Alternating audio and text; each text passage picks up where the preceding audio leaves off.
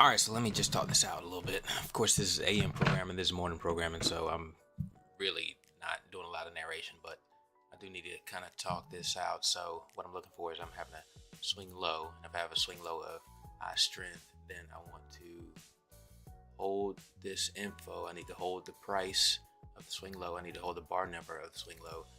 I want to keep track of the number of bars since that swing low, but I don't actually think I'll need this. But then I do want to hold in a vector that low price, the bar number, and this right here. Yes, V highs. V highs should actually be the last high that was recorded, which would be this. All right, so I need to change that. All right, and therefore we have the swing high prior to the swing low, and that's all recorded in the same index. Should be all in the same index. Whatever was at 0 will be pushed up to 1. Okay, so that solves this issue right here. Alright, so when I come in here and I'm doing the check for the break, then all I'm doing is comparing the low price to the high price. So not the high of the current bar. Alright, we need to, but I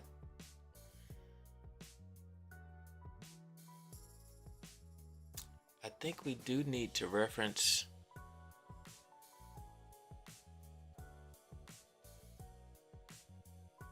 somehow. We need to acknowledge that the current price has gotten higher than the stored high.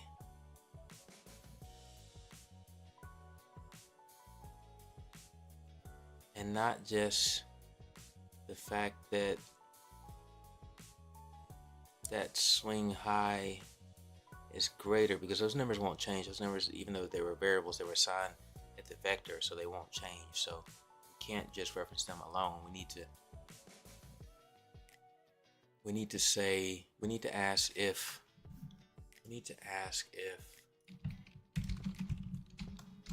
the high is greater than the highs of index of A as type double, if it's higher or greater than it,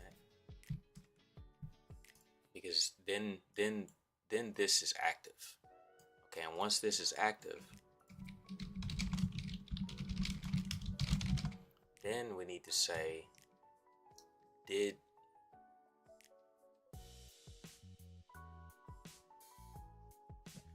okay.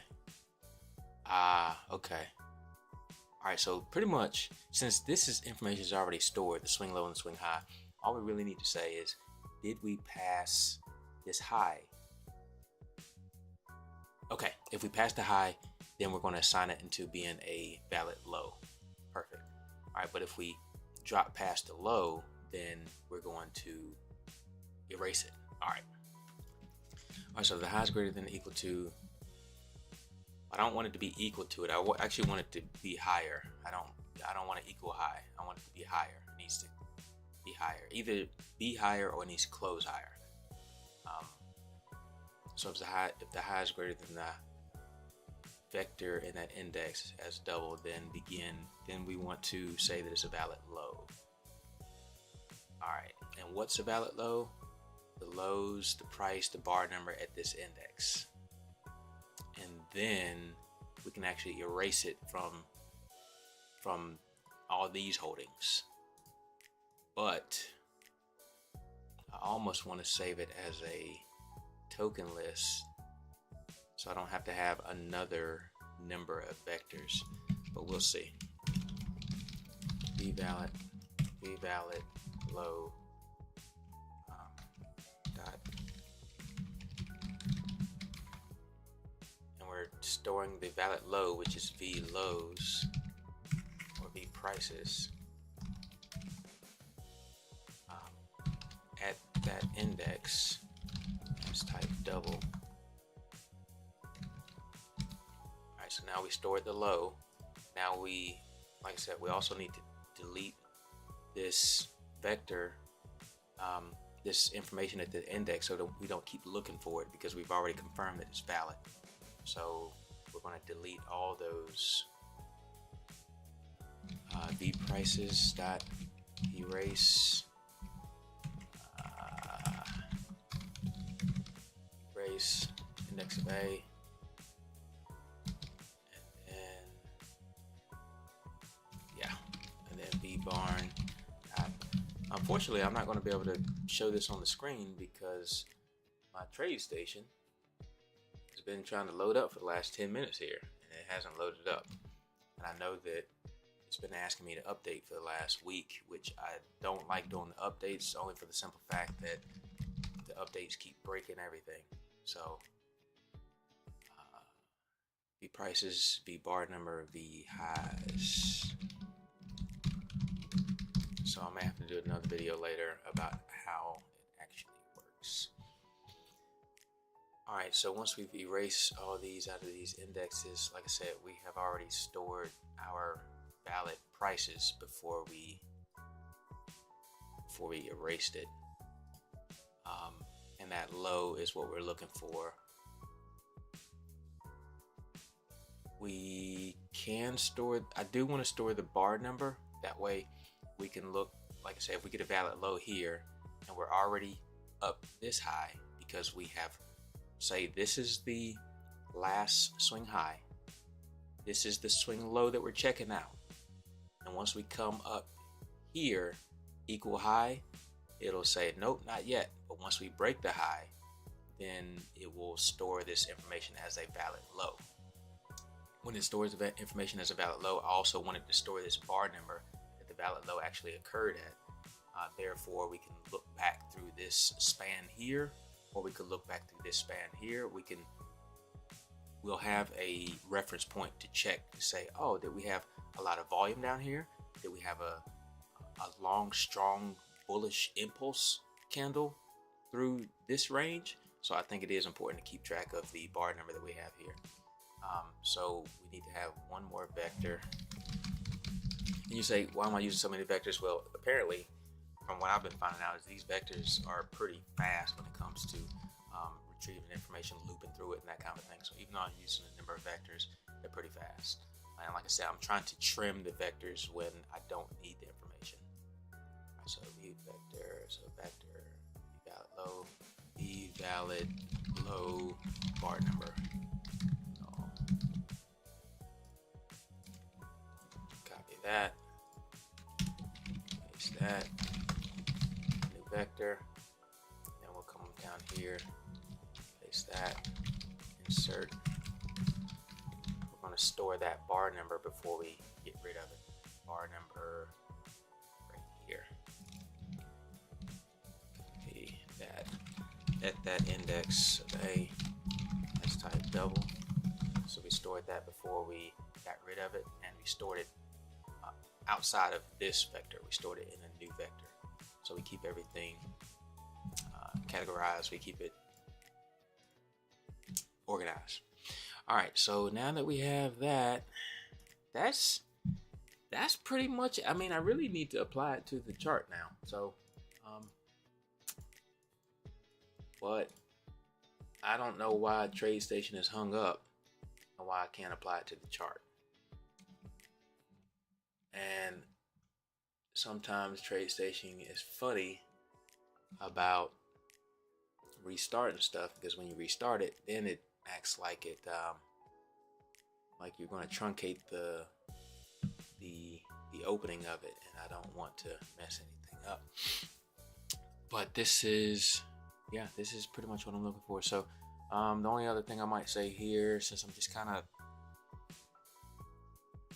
typing it out while I'm going, as opposed to being able to, I really love to apply this to the chart and check every step along the way as I'm moving, but I can't do any of that right now. So what I'll say is, if I check this break and we have this, we can go ahead and loop through everything.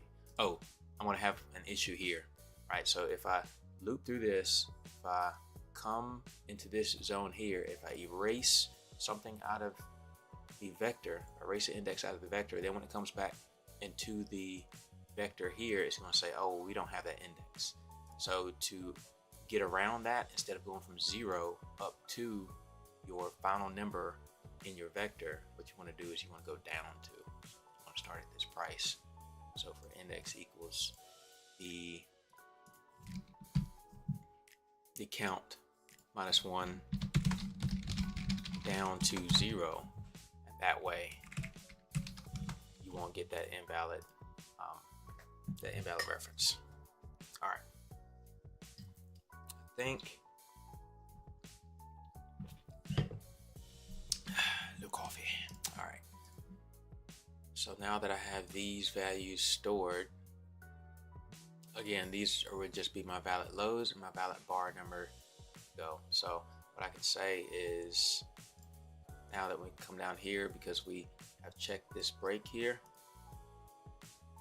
check break,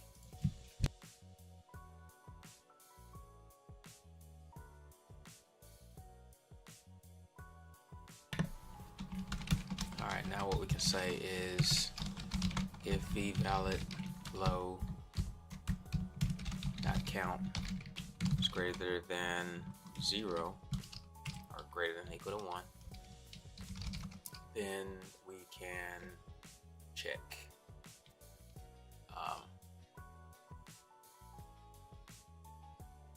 Yeah, I mean, we don't need to check it on every single bar.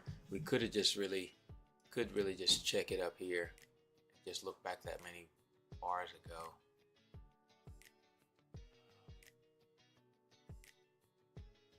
And it would be interesting. Wait a minute. If the high is greater than highs of index of A, yep, that. Okay. Oh, and we also need to have one here that says if the lows. All right, so we're getting rid of this because this was. All right, we need to have one that says if the lows. So if it drops below the low, then we need to, for this specific strategy, I'm getting rid of the swing low. I'm saying that it wasn't strong enough. Okay, so we need to say else if low is less than the prices of index of A, let's type double, then we're just going to get rid of all those stored components because it's not valid for what we're looking for. All right, so we got that. All right, like I said, I could come in here and I could go ahead and check the bar. If this was true, I could go ahead and check the bars, and that would make it very dynamic. I do like the idea of that. I'm not sure if I want to do that now, but what I would say is if we do find that we have a high higher than the last pivot high, then go ahead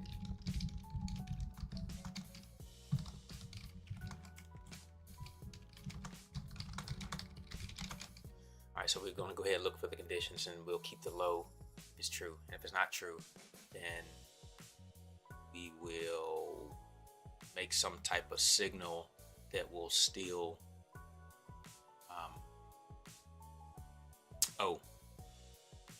instead of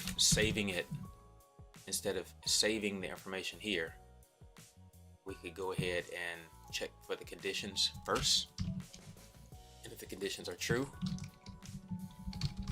then begin in saving the information in the valid low vector, and then erase. We're going to erase either way, but if the conditions are true, then we'll save. So, but in order for us to check the conditions that happened that many bars ago, we would have to have used we'd have to have saved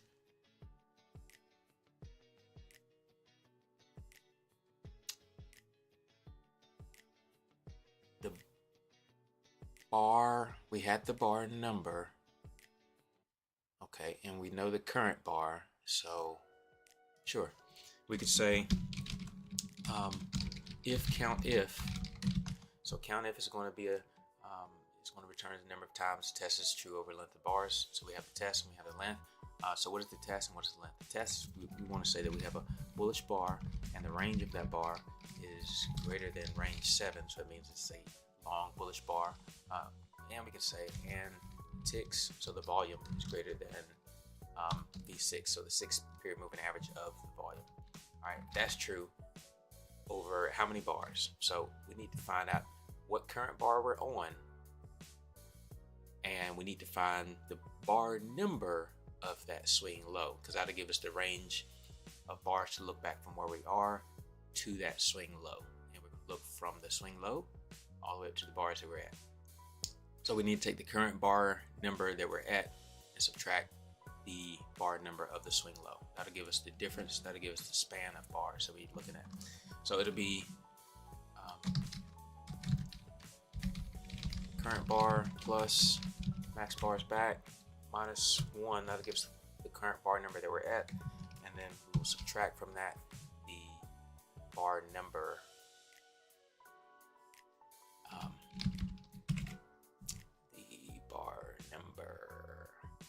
Bar number here. Bar number of IDX of A as type. I think bar number is an integer, so we'll do that. If the count if, so if we do have that to occur greater than or equal to 1 time at least once, then we're going to store that as a valid low. Boom. All right. I think it sounds good. It looks good. Feels right. Done everything. We've erased. We've done everything.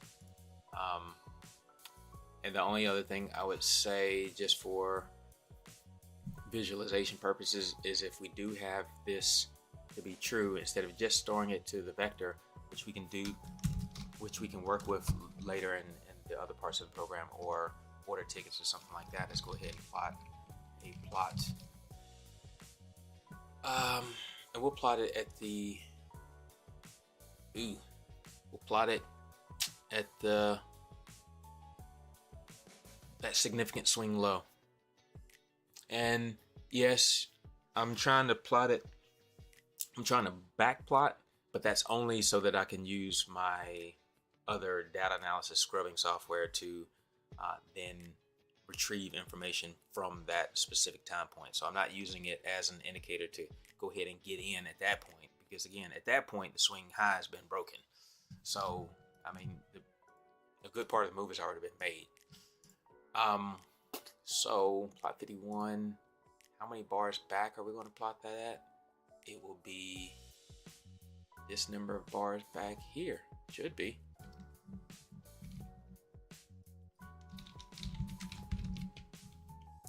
And we haven't deleted the barn yet. Delete it down here. Okay. And then what are we plotting? We're going to plot the low of what bar? This many bars ago.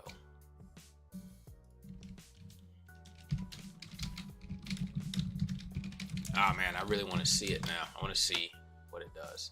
All right, this is the first time I've tried to verify it, so I did get an error. So let me see what we have here. Vector V Barnes. Oh, that should be null. V Barn. Put an S on that. Down 2. Count -1. Down 2. 0. Get rid of that. V Barnes. And V Barnes. Current bar plus max bars back -1. Don't need the parentheses there. B Barnes. And don't need parentheses there. Barnes. B Barnes. B Barnes. Swing low is equal to. Oh, semicolon here. Okay. All right, no errors. All right, good deal. So I'm going to try to open Tradestation. Let me just try another. All right, give me a second. Let me close all this out and try to do a clean refresh and see if it'll work. All right, give me 2 seconds. 2 seconds.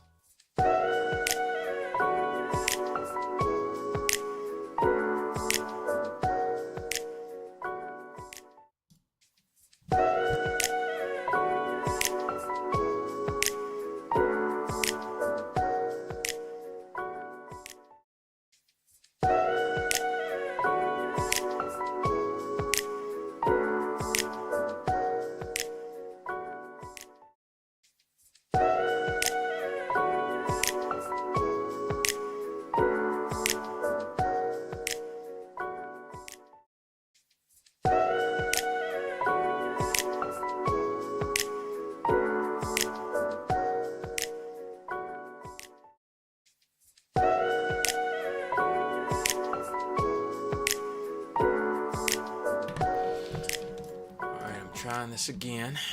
Let's just open up a fresh workspace as opposed to opening one of my other workspaces. Just open a new desktop. Not open any workspaces. And bring you back. All right, so it is doing something for me. All right, so let's see. Let's apply this script. I forgot what I even called it. Pretty sure it was a show me, but I don't remember the name.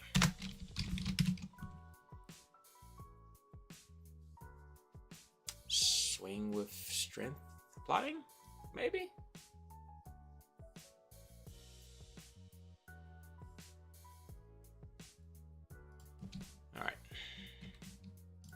Chance this won't work at all. All right, here we go. All right, so here's our first error. Unable to cast object of type integer to type double. So someplace we have a variable as a double that we have asked integer to be assigned to it. So I'm wondering if maybe even this count if, or maybe v bar number. What do we store v bar number as? Anytime when you're doing these as typing, you know, you're kind of doing the casting deal. So let's see, as type integer, as type double.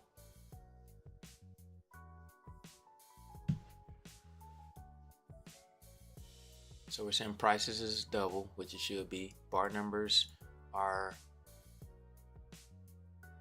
you see that? So here I'm talking about bar numbers being a double. Here I'm talking about bar numbers being an integer. Pretty sure the bar number should be a double. And prices are double. Okay. Verify that. No errors. Come back here. Try turning it back on. Alright, no errors this time. Okay. Got some interesting plots here. I mean, I do like the plots, but they are not where I told them to be. So that is a problem. Yeah. Alright. Let's see here. So what is it doing?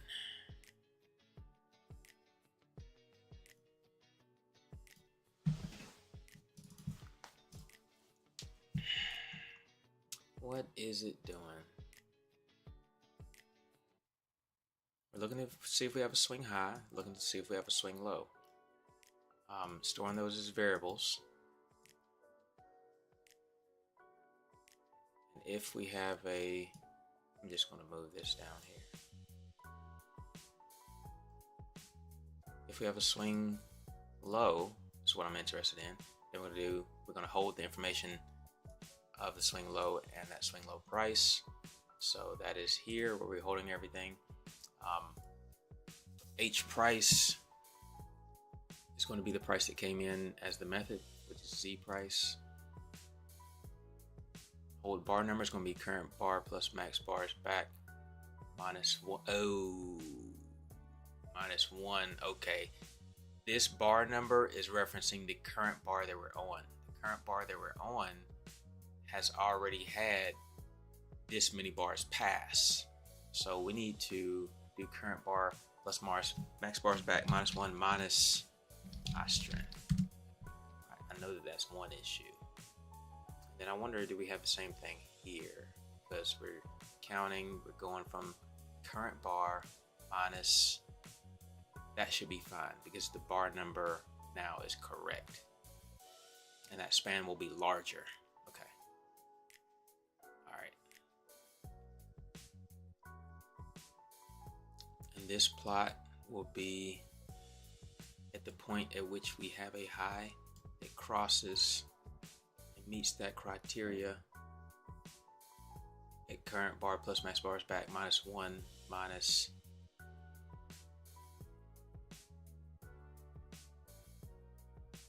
bar number go.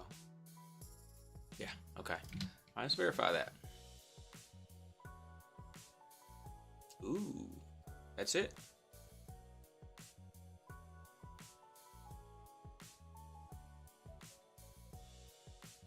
I don't think that's completely it. I mean, those look pretty good, but that's not it. Because like I said, when we have a strength of 4 bars on either side, this should be a swing high here because it's got 4 bars on this side, 4 bars on this side. This is a swing low. Price came and popped over this swing high. And so this should make this a valid swing low as long as the volume here is greater than the volume of the 6-period moving average, which is not. And we had a long bullish candle.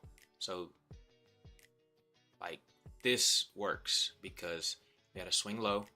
This was a swing high. We had a swing low. We come up. Yes, price broke over this swing high first before it broke under this swing low. And we had a long bullish candle and the volume was greater than the 6-period moving average. This volume here of this bullish candle was over this 6-period moving average. So it's a valid swing low. This one would be okay too because same thing, boom, boom. 1, 2.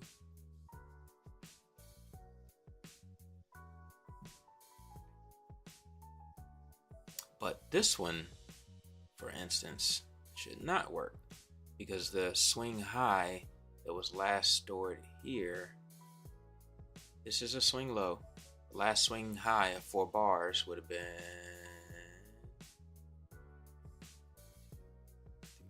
4. This would have been the last swing high, way up here. And price did not, wait a minute. No, it didn't. Price did not cross over this level before it crossed under this level. It crossed under first. And so that should have deleted everything. That should have deleted that vector, that index, and all that good stuff. All right, so for IDX phase equal to V prices count -1 down to 0. If the high is greater than that, then we're going to do that. Else, if the low is less than that index, then we're going to erase it all.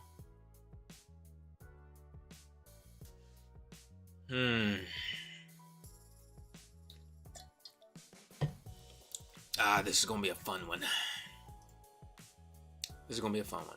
I love the challenge, but it should be Fairly simple.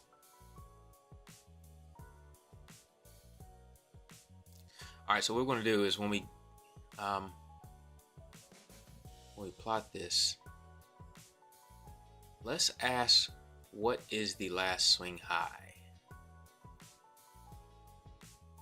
Let's ask what is V highs because we haven't yet erased it. So let's ask what is V high. So we're just going to put that on a plot, and it'll be a string. So number to string. I'm going to do V highs, and then we can see what it's saying is the. Let's type double, and then 0, 2. Close that. 2. O. Need an O, not an O-I. Alright, so when we get here, it says that V highs is 5967. 5967 is way down here. So why is this storing a V high of 5967, which is way back on the left side of the screen somewhere? It's just referencing some other random high. No. It's got to do something with how I stored it. So, like I said, when we have a swing low, then we want to hold all the info at the same time. Swing high is going to be the high of I strength. That's a price level. So when we come up here, we're inserting these same indexes. The high here, swing high,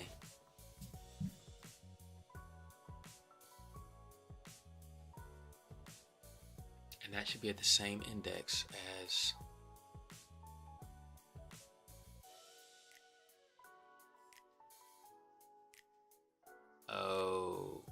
well, I can tell you the only reason why I did it this way is because I felt like if the high was over it, then we would be addressing each swing point at that current time. It's hard for me to explain. So if we have this as a potential swing high, then once the high crossed over this, we would go ahead and identify this as a valid swing high, and then we would erase this out of the index, so we wouldn't still be working with it. All right, so for some reason it seems like these swing highs that happen way over here are still in the system. They're still in the system, so I think our vector is not getting erased properly. The highs greater than V highs, the index then begin, and else if the low is less than that, then we're going to erase.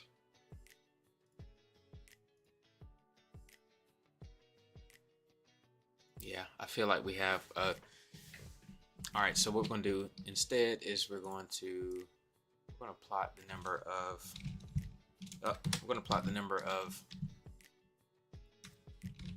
see how many things are in the vector, because I feel like there's a number of things in the vector. Number to string, so v highs dot count dot to string. Do it that way. I think we can do it that way.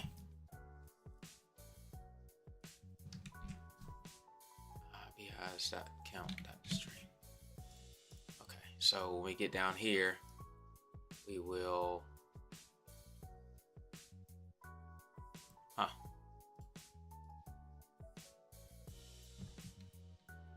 oh well, we're plotting it a number of bars back, so this swing low, the prior swing high, shucks, I don't even know where it's at now, because this would not be a valid swing high. The last valid swing high from here should be all the way back up here.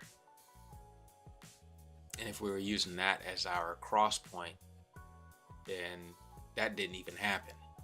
So this shouldn't even be counted as a valid swing low.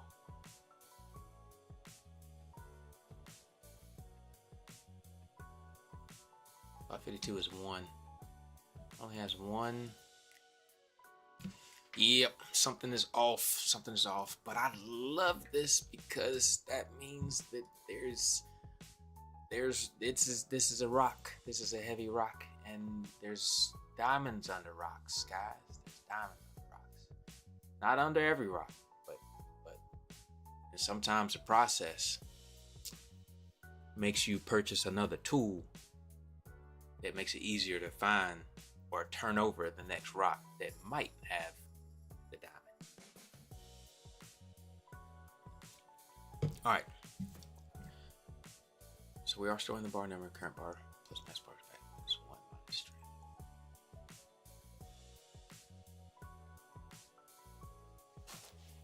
Okay, and we're storing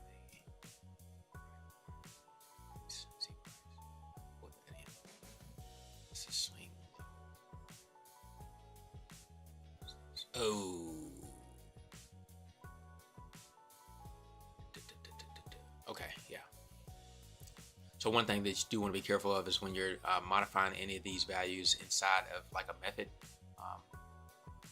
and especially if the method is running and it's not running on the final tick of a bar, then these variables here need to be stored as int bar persist.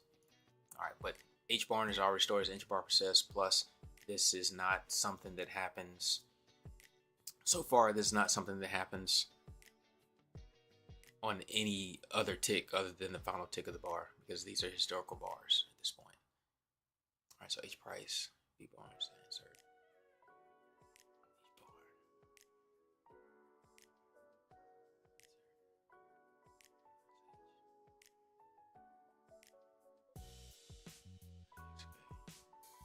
X check break. Prices that count. Okay. Prices. Zero. Got a feeling it's somewhere into this. If the high crosses over whatever high we're looking at. Well, I didn't say crosses over either. Just say greater. But greater should be fine. Greater than. Let's type double.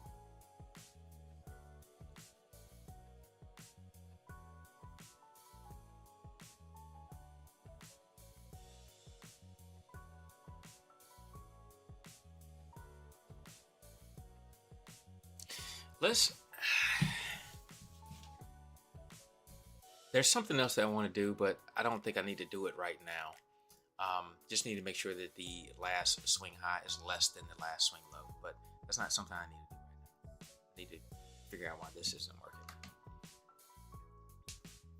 High is greater than double. And I could just get rid of this for the time being until we sort out what's going on here. And begin in. And we're going to erase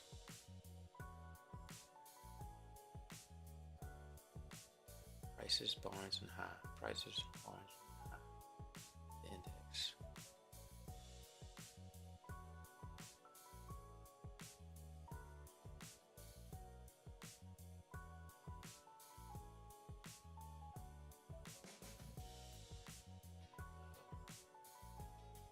Zero.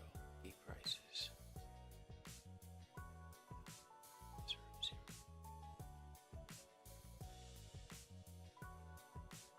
Low.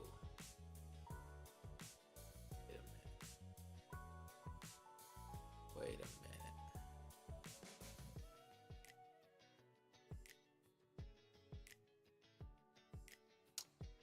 Current bar.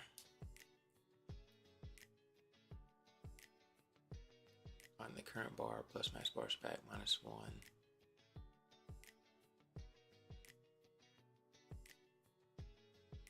B Barnes.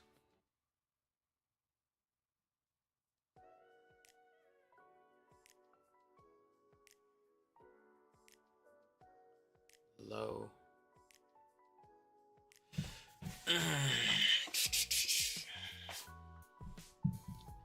Low of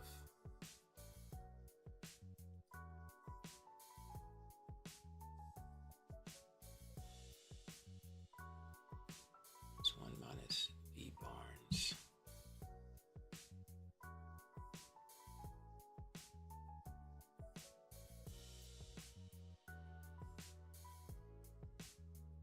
So we're storing the bar number for the low.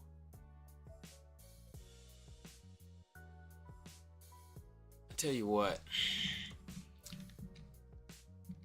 let's just see if it's a possibility that I'm not doing this calculation here right.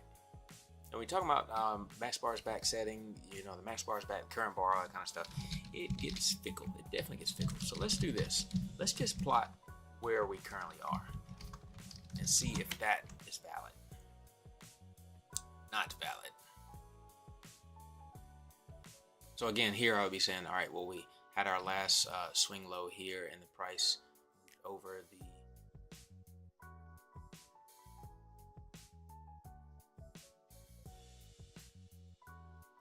price moved over the swing low here.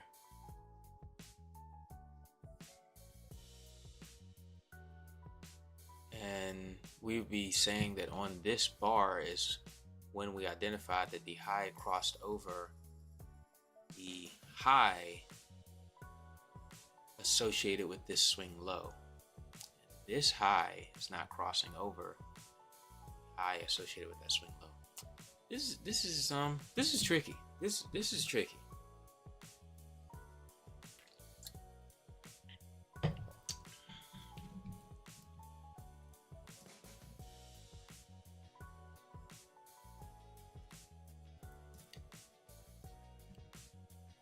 All right.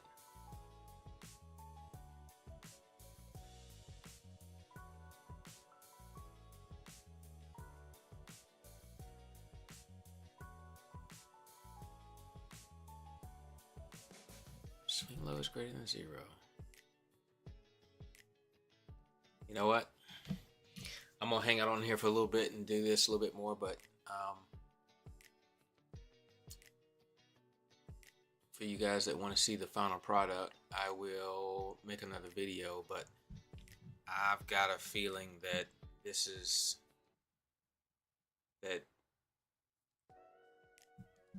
I'm just not, some number is not going where it's supposed to.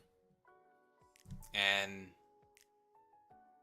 it might have something to do with the current bar back settings, but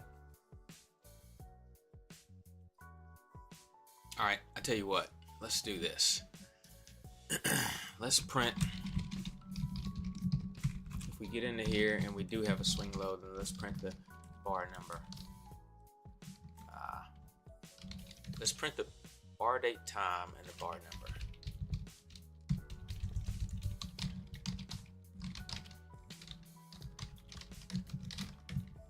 Max bars back setting strikes again.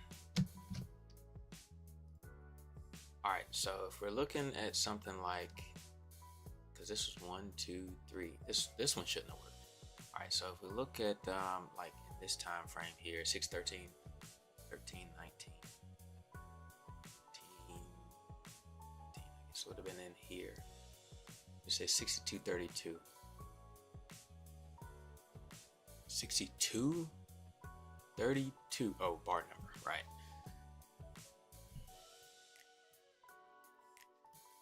Okay.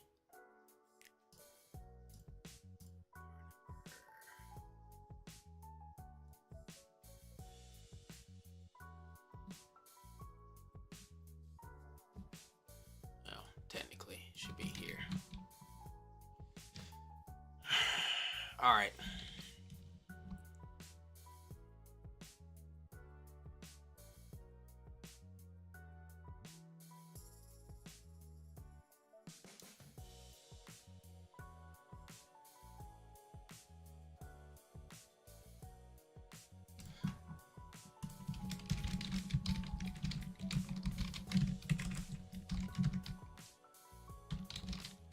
going to print the bar number for every bar and the bar date time. This is one of those things that if you don't fool with it all the time and you really need it, then you're gonna learn. You're gonna learn that it's gonna mess you up. So I think it's got me. It's got me in its clutches. All right, so first bar should be at the first of the chart. All right, so that's current bar. All right.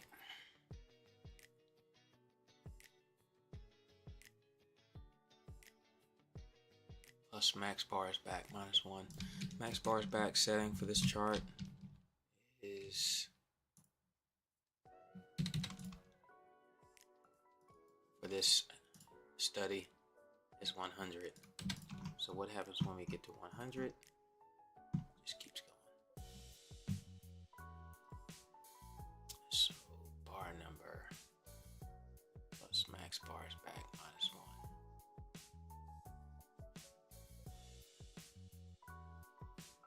Okay, and then let me print the bar number.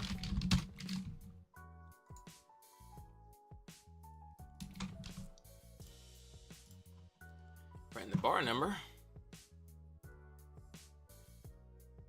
Gives me the same thing.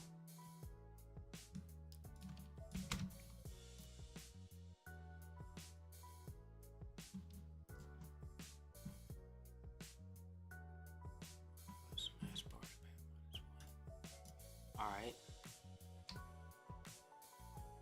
But that doesn't make any sense though.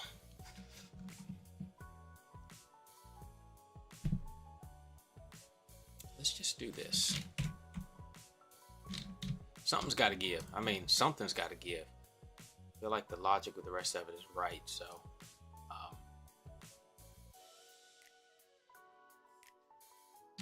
something's got to give.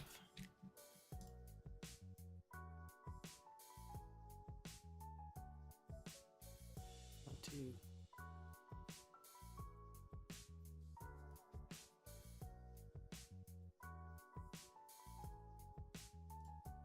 What the hell, man?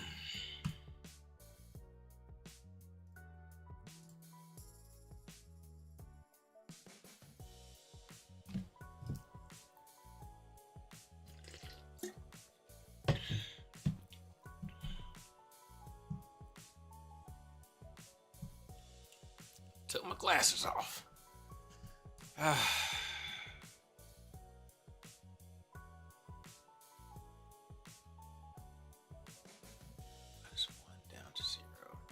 Highs greater than high of whatever index we're working on.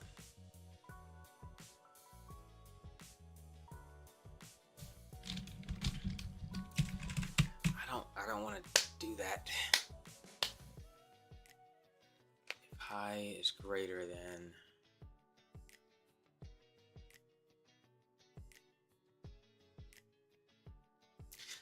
I think, I'm pretty sure, I think that these vectors aren't deleting properly. V low, V prices, or we do V highs dot count.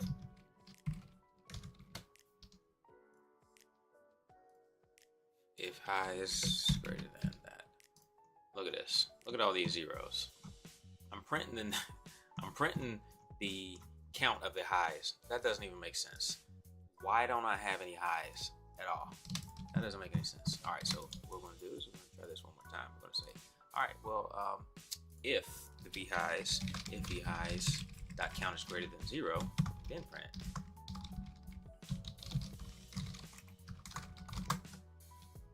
Okay, so we also have printed in here something else. I don't see the print statement. There it is. All right, so clear that.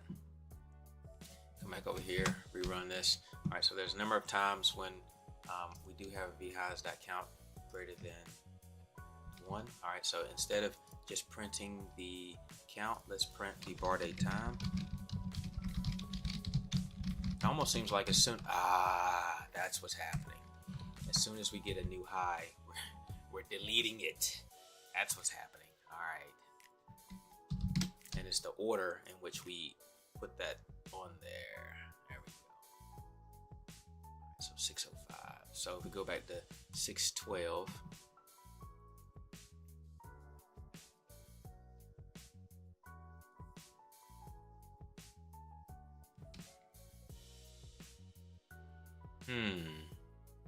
well, what is the, I wonder, is it the same value? So if we have vhighs.count greater than 1, we figured out that the count is 1.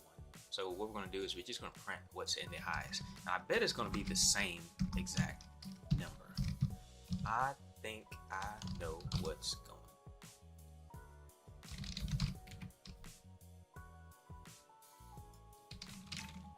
It'll be the first index because it's only storing 1. Okay, they're all roughly the same. They're not the same though. 60, 50, 60, 51, 50. 60, 51, 50.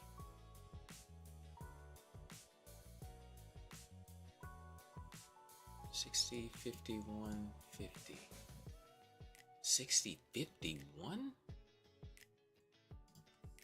Where is that even at on the chart? All the way up here? Okay.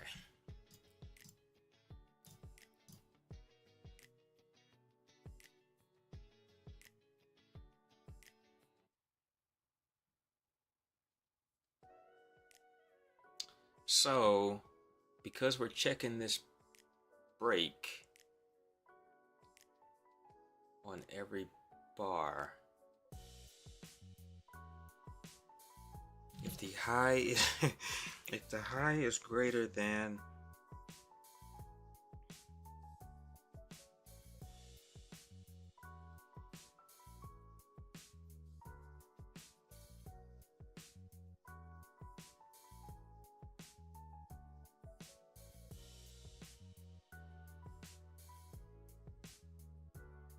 yes, well, a little bit of that does make sense. What we need to be not looking for is what's in the V highs, but we need to be looking for what's in the V valid low. We need to see how many are there because that's where we're storing the good information. V valid low.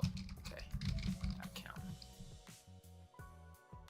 All right, and you see we got 200 or so of those, but that also doesn't look right either. It looked like that skipped around a ton.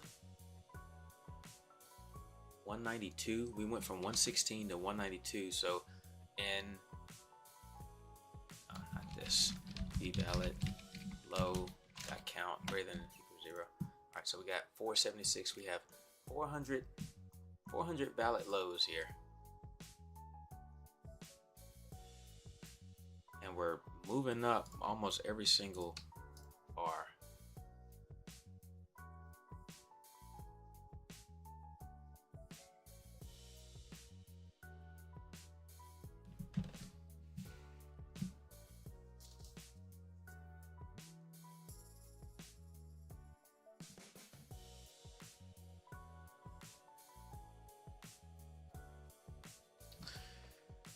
I'm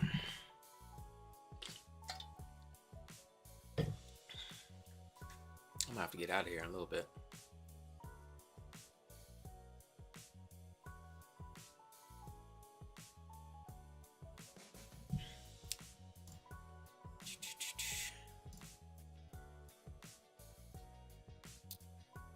Highs greater than highs, index of A.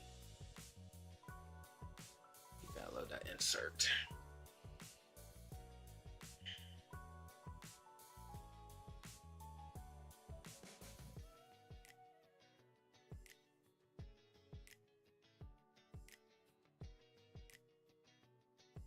Low assessment prices.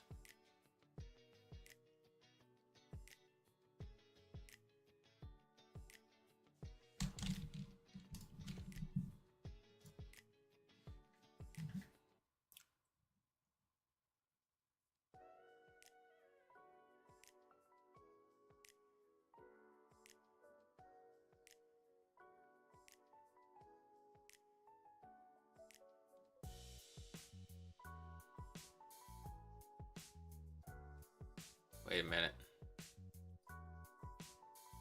Wait a minute.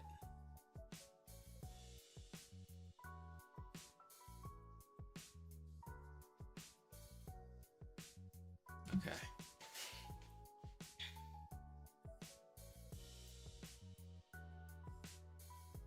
Highs greater than the V highs of A.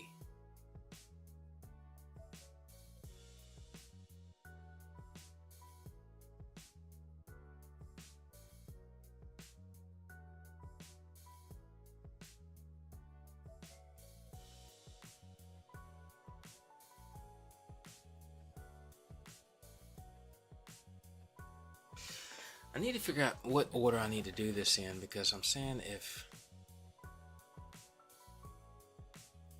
the high is greater than the swing high, then we're going to store it and we're going to erase everything.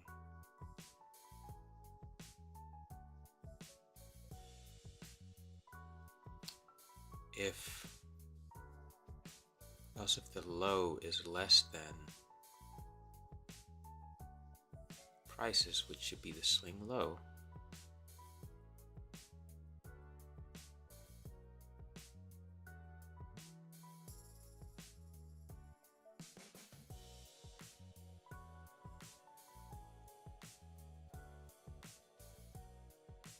swing low,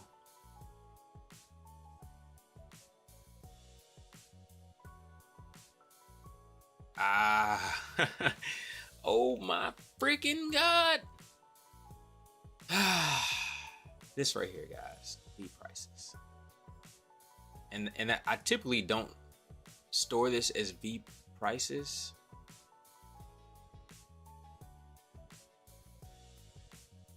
You know what? That's fine. That's fine. There's nothing wrong with that. All right.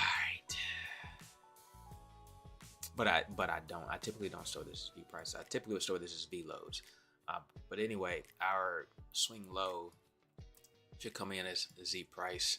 Z price is equal to H price. Again, I told you we could have skipped that step, but I did it anyway. But it shouldn't affect any of the rest of this. We're just taking the prices and we're inserting H price into that, which could really just say Z price, or we could say just get rid of that altogether. We'll just say whatever that swing low is.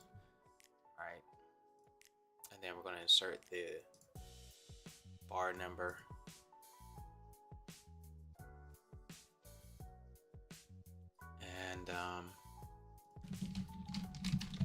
And I think that was fine. I don't know. X bar is back minus I strength, because we're at whatever bar we're at. Then we're going to subtract. That's like the absolute bar number. And then subtract I strength. That'll give us the current bar that the swing was at. Each bar. And insert that last swing high. Or maybe like this swing high isn't ever changing. I don't know.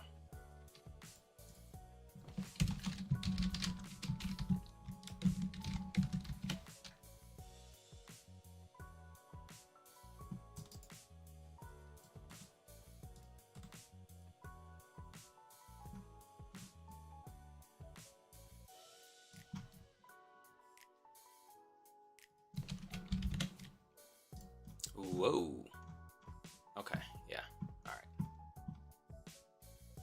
Oh.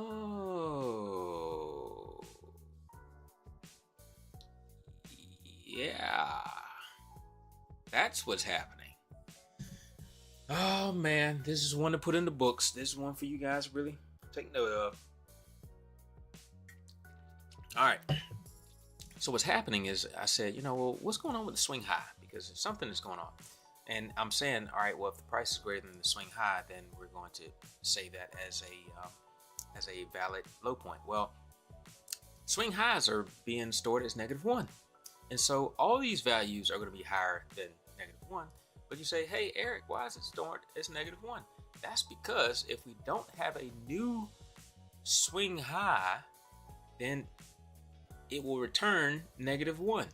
So you have to know how your functions work, okay? And then some people, like myself, have to pay attention to how the functions work.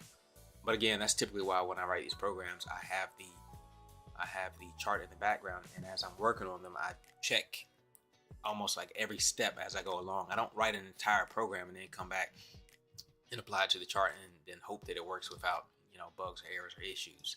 So this is something that should have been caught a long time ago.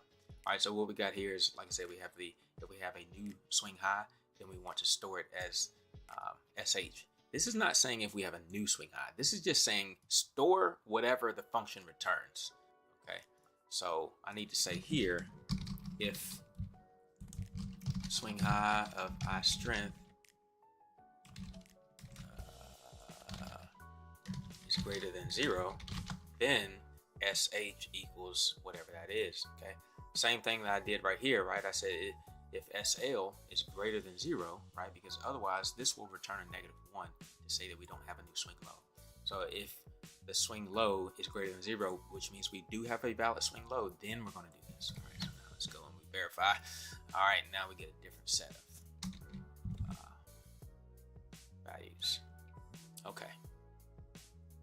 All right, looking good. All right, so now I just got to go back and I got to change this here. We're going to unplot this. We're going to let this show and then verify that. Come back.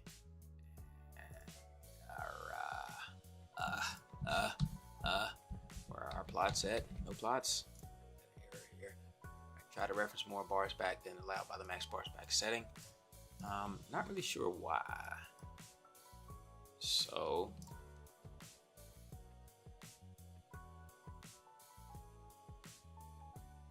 current bar plus max bars back -1 minus B Barnes.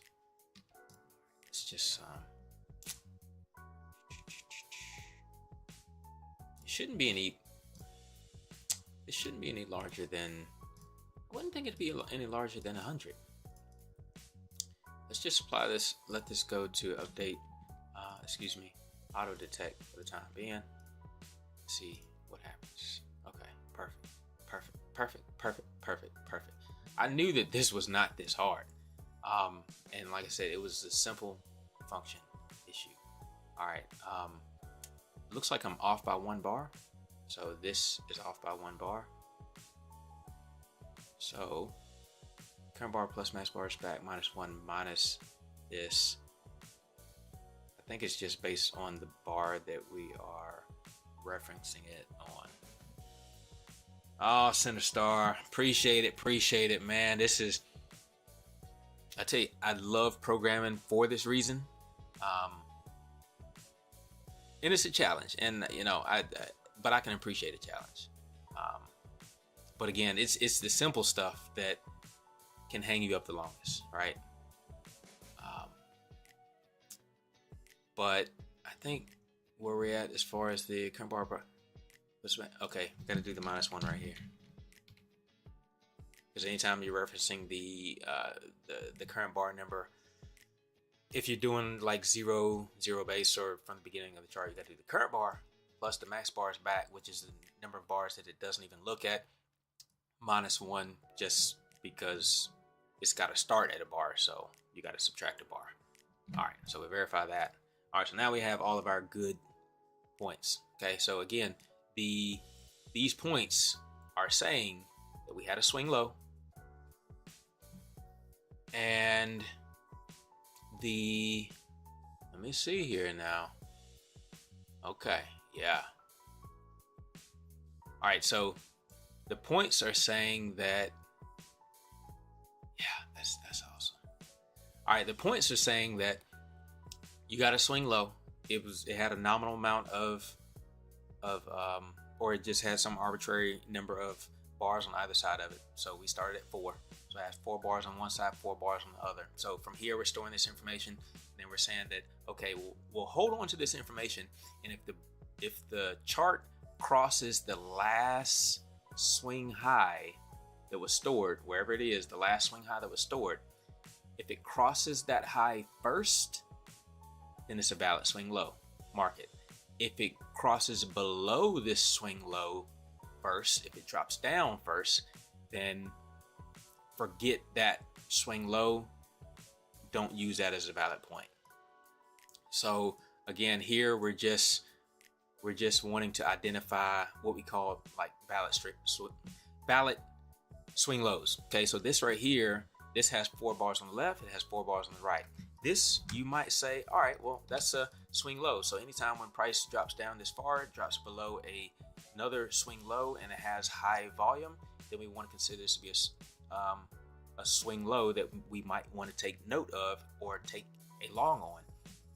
I'm saying no, I only want to get these swing lows that have crossed the prior swing high first before crossing below the swing low, because to me these are stronger if they can break the prior swing high before breaking down. Otherwise, if you're breaking down first, then you're going short. If you're going up, if you're breaking swing highs, then you're going up. And like I said, then we can take that one step further and reintroduce this criteria here. The count F, saying that if we have a bullish candle and the range is greater than range 7, just saying that we have a bullish candle, we have like an impulse bullish candle, right? So we have a bullish candle and the range, the length of it is longer than the average 7-period moving range, which again just says, all right, we had a swing low, we went past the last swing high, but during those bars we also had a strong impulse bullish candle. So some bulls or some short cover was really strong during that period. All right, so if we reintroduce that, bars plus max, bars back -1, then, and we verify that, now we get this. And so obviously some values would have been removed, but there's still a lot to play with here.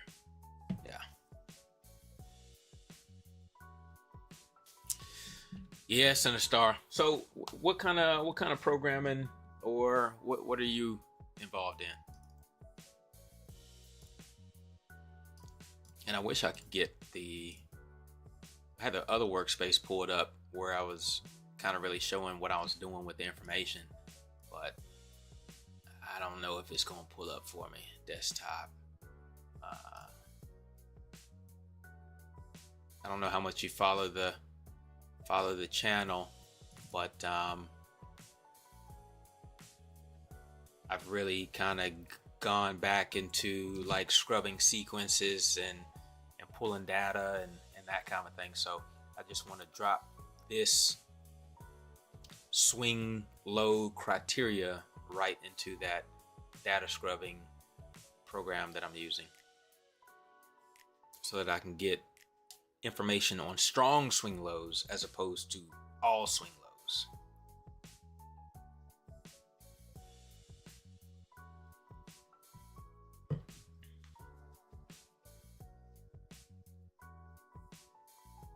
Yeah, so the workspace is loading up this time.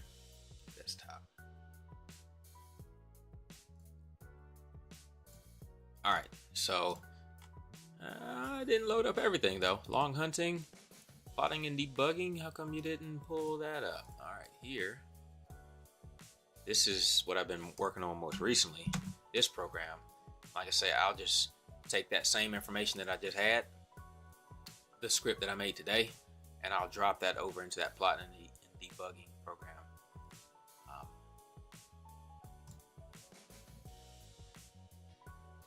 Should have auto applied sequence.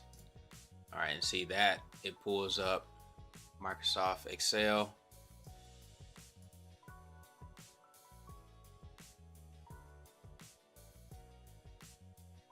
And I don't know where it disappeared to. If I can get Microsoft Excel to show, there it is. So when I run this program here, it's going and looking at the swing lows, and then it's saying, all right, well, what are the conditions that were preceding those swing lows, or what sequence of or chain of events are happening specifically at that swing low, and it's storing all that information. It's putting that into a spreadsheet, and from there it's telling me how often this, there's a number of different combinations, but so we want to look to see how often each combination happens. Whichever one happens the most often is what we want to pull back to our program, and then we want to auto apply it to our chart. And when we auto apply it to the chart, then it'll give us our potential entries.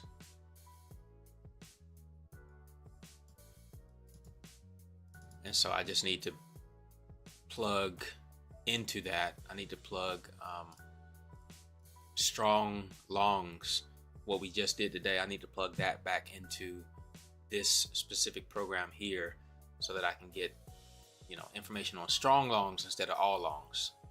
So and that's why I said this program here is not, I wouldn't say any program is perfect, but this program is not perfect because the information that it's recording is from pretty much all swing lows. It's taking an average of all swing lows as opposed to just strong swing lows.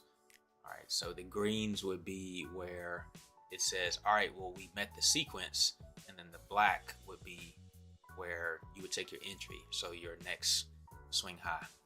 And you see it would have worked well here, here, here. Here we're getting on the bottom side of a pullback or something, and so got a black here. We didn't get a black here because we never got a new swing high. And we came down here and it just I guess barely got a high, put us in, and then it dropped. Well, but it still didn't drop below this swing low until it came back over our entry. All right, so this might have been your stop loss, but that's a long stop loss from here to here. That's a pretty decent stop loss. So all right, same as you right now, exploring the ups and downs of easy language. Yeah, easy language definitely has some ups and downs, but tell you what, man, just look back through. I'm gonna be honest with you, my videos, a lot of them, kind of like this morning, they show the process, kind of the thought process, how I solve problems, and typically I will try to solve the problem on here before getting off. And then, like I said, the problem for viewers is that you kind of have to filter through it. You kind of have to sit and wait, or speed up the video or something like that. But once I get to the answer, a lot of these things, when I was learning easy language, it would take me the whole weekend, several days. It would take me a long time to figure it out. But typically now I can figure it out, in half hour or something like that. And even more recently, I haven't been running into this many hang-ups, but it still does happen. It's logic, syntax, algorithms. It's going to happen. So, but hopefully the stuff that I give to you guys is something that can keep you from having to get hung up for weekends at a time. So, okay, Tradestation API. Spend a lot of time using easy language mainly because it provides a GUI. Okay. Yeah, well, and I know there's another guy, Coach Easy Language. He he's working with the Tradestation API and everything like that. But come on over to Discord and link up with me, because I'm not to the API level, but I'm definitely interested in that. Especially as I progress, I'll be interested in the API portion. Just kind of talking with him, it sounds like using the API, you may need some familiarity with other programming languages, maybe Python or that kind of thing, which I've looked at Python in the past, but easy language is the only one that I've really explored very much for the simple purpose of algorithmic trading. And like you say, with the API, you can make make trades outside of Tradestation, which is great, but I don't know that much about Python. So it might be something that I have to explore a lot more before I'm even at that point to where I need to invest energy or resources into it. But yeah, I'd be curious to know more kind of about where you're at in the process. But that's pretty much all I've got for today. Like I said, we got some strong longs. That's what we sought to accomplish. And like I said, I can just take that program and drop it right into my plotting and debugging program to give me some strong longs. And what I'm gonna do is I'm gonna put some options here, some radio buttons, so I can either do all longs or strong longs, and then it'll save the information, and then I can pick or choose what I want to get alerts or indications for. All right, guys. Hey, Sinistar, I appreciate you for rocking with me. It's been what, about an hour and a half now. So get out, enjoy the weekend, learn something about something about trading, something about the market, something about. You know, I went with my daughter yesterday and wifey. We went to watch How to Train a Dragon. And as I was watching How to Train a Dragon, I said, this is how I need to train the market. You know, because the dad and the group, the clan, they wanted to kill the dragons. The boy, he was a little scientist at heart. He wanted to train a dragon. And so there was a symbiotic relationship between the boy and the dragon, and they got along well. You know, and I said, well, we think about the market as being this big bad place. It's always taking us down and stuff, but I know me, I'm trying to kill it. I'm trying to kill the market, you know? And so maybe I need to just take a step back and not always look for the most, not always look for the biggest, but have that symbiotic relationship. So anyway, that's yeah. Sometimes life gives you these revelations, and you're like, huh, yeah. So anyway, all right, brother, Sinistar. Hey, have a good day, everybody. I'm Eric. I'm out. Peace.